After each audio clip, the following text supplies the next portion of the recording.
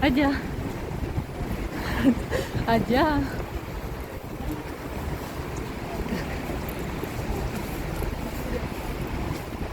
Я смотрела эту передачу.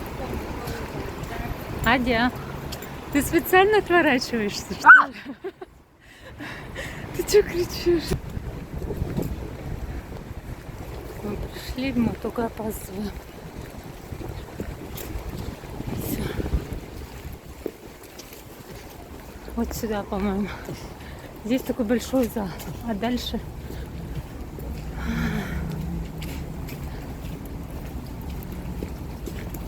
Мгм.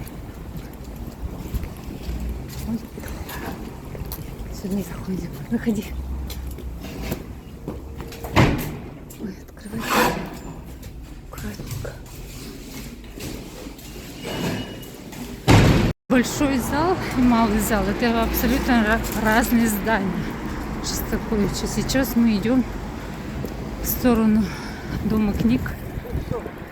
Туда, прямо.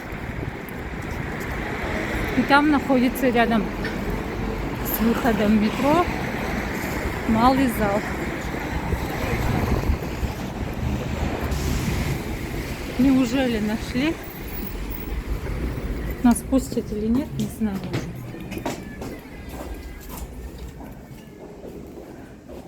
Идем быстрее. Нет. Ты и так сидишь рядом с сценой. Потом возьмешь. Если тебе там оттуда, со второго ряда, со второго места не будет видно, тогда возьмешь. 1,25 и... Адя, тебе все будет видно. Давай, быстрее. Снимай и сдавай. Перчатки вот так не скидывай. Мам, ты меня слышишь? А куда идти? Мам. Да.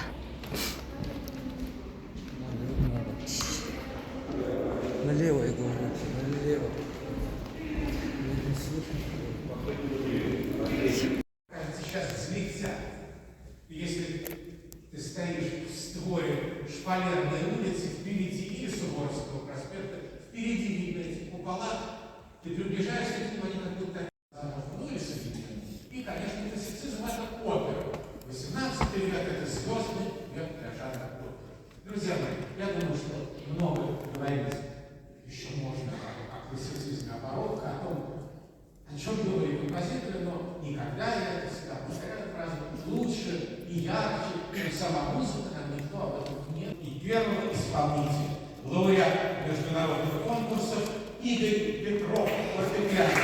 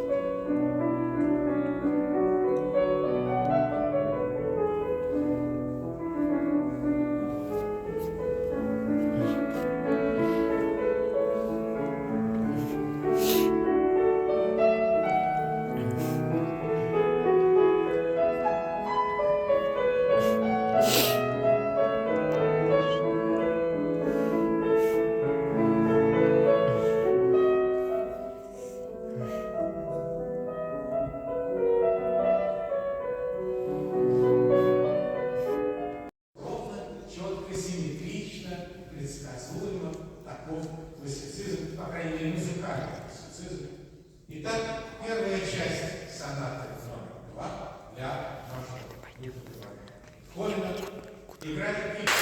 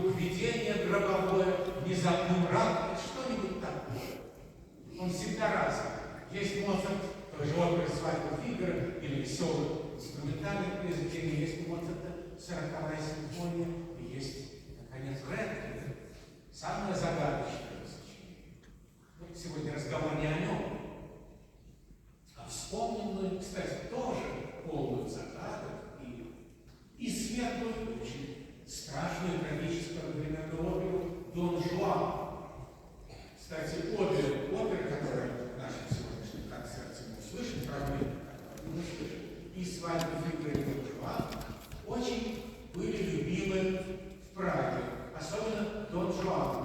Премьера Желания была пражская, правильно состоялась в Сосновом театре, так называемом пражском. Пражане обожают музыку Моцарта едва ли не больше, чем соседние венцы. А все-таки Вена была не родина Зальцбург, венский, австрийский город, высоко в горах, да, Вена была главным городом жизни. Моцарт написал, где его жизнь и закончилась так рано, к сожалению. Вот пражане были больше. Вот, кто бывал в Праге, помнит этот театр зеленого цвета, где там статуя стоит, та самая командора, который наказали буржуа, хватает за руку, вытаскивает в ад.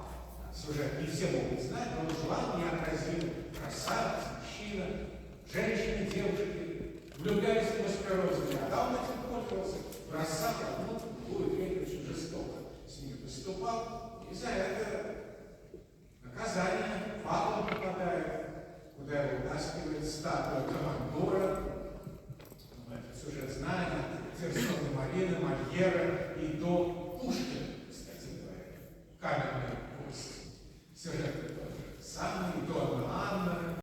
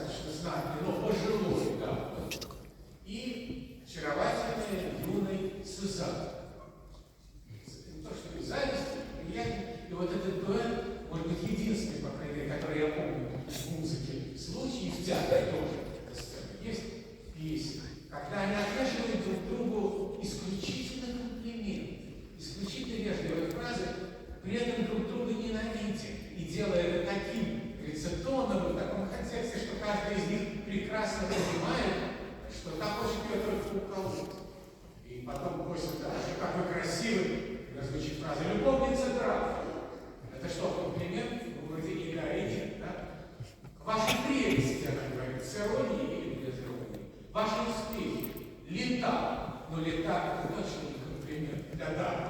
Вот так они обмениваются такими любезностями. Весь быт, по-моему, прекрасная история театральная и, конечно, музыкальная. Моцартом написано совершенно гениально. Давайте послушаем этот дуэт. И вновь на сцене Анастасия Тихонченко, сопрано, вам уже знакомая, и Александра Яликова, меццо-сопрано, партия фортепиано, также Валерия Александровна. Дуэт Сюзанны Васильевны Сварогиной.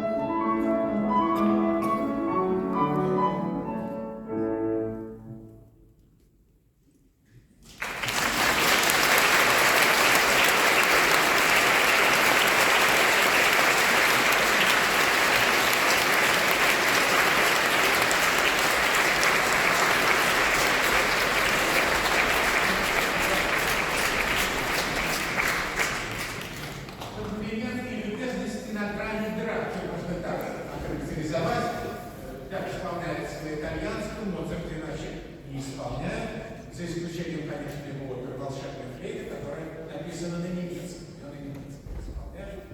Но потом, спустя почти 2 столетия, будет еще как лучше назвать, мюзикл, наверное, трехгрошовую оперу, я имею в виду, Бертольда Брехта и Курта Вайля. Может быть, кто хорошо помнит этот спектакль или мюзикл, там есть дуэт 2 ревнивиц, Полли и Люси, которые чуть не подрались на сцене. Вот ситуация отсюда. Сценическая. Сейчас, друзья, еще один фрагмент.